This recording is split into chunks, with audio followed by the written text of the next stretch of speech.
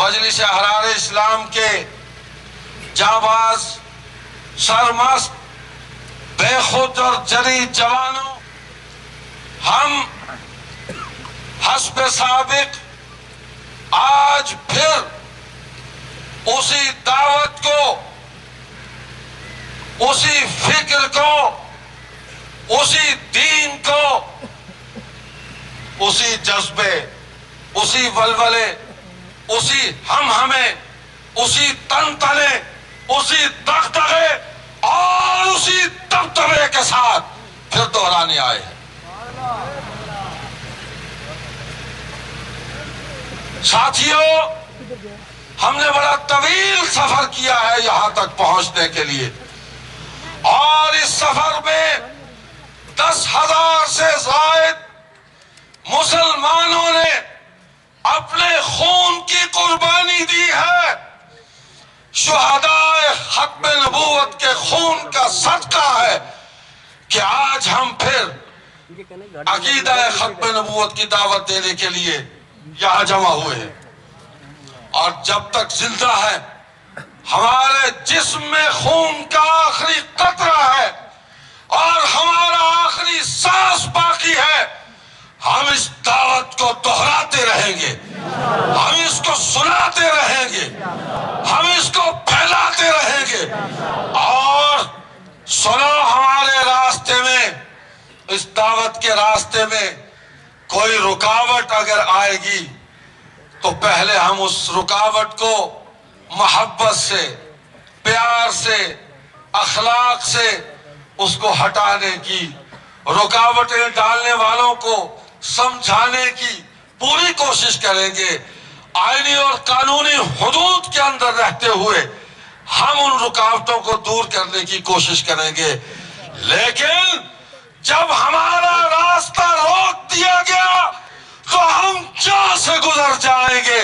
پھر صدیق اکبر کی سنت جاری کی جائے گی، پھر شہدائے یمامہ کی سنت جاری کی جائے گی، پھر صحابہ کا مشن بلند کیا جائے گا، صحابہ کا جھنڈا بلند کیا جائے گا، پھر ہمارے راستے میں کوئی چیز نہیں ٹھہر سکے گی، ہم سیلاب بلا بن جائیں گے۔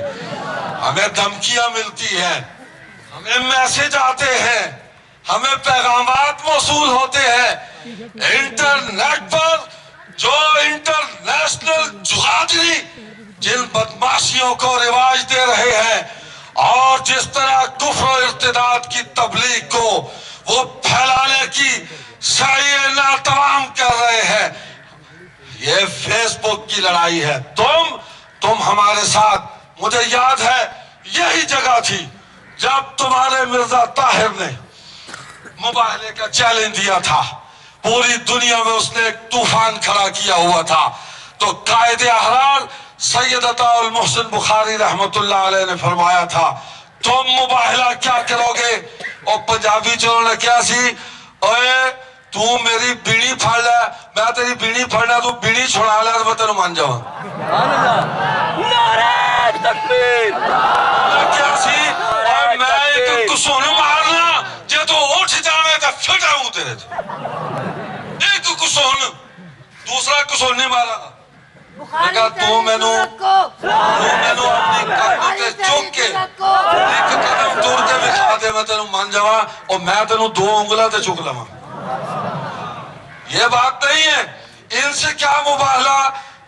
پھر دعوت دینے آئے۔ میں نے جو آیت کریمہ پڑھی ہے، اللہ تعالیٰ نے، میں قادیانیوں سے مخاطب ہوں، بڑی وضاحت کے ساتھ اس میں فرمایا کہ ہدایت کے آ جانے کے بعد اور جناب رسول اللہ صلی اللہ علیہ وسلم کے آ جانے کے بعد اور پھر کوئی اس ہدایت کو چھوڑے، اس کا انکار کرے، رسول اللہ صلی اللہ علیہ وسلم کی دعوت اور ان کے پیش کیے ہوئے دین کا انکار کرے، آپ کی ختم نبوت کا انکار کرے، اور وہ ایمان والوں کے راستے کو چھوڑ کر وَيَتَّبِعْ غَيْرَ سَبِيلِ الْمُؤْمِنِينَ۔ کون ہے مومنین؟ سب سے پہلے مومنین صحابہ ہے، اور پھر ان کی اتباع میں دین کو لے کر چلنے والی امت محمدیہ ہے، ہم مسلمان ہیں جو اکثریت میں ہے پوری دنیا میں، تمہارے مقابلے میں تم کیا ہو؟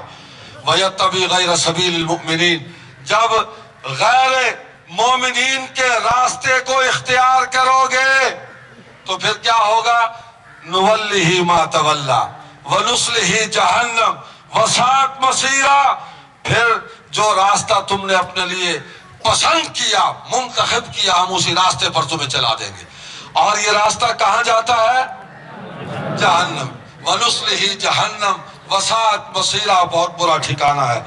ہم آج پھر پوری محبت سے، پورے اخلاص سے، پورے اخلاص کے ساتھ، آپ یقین مانیں گڑ گڑا کر اللہ سے ہم دعا مانگتے ہوئے آئے ہیں کہ یا اللہ ان کو ہدایت دے دے،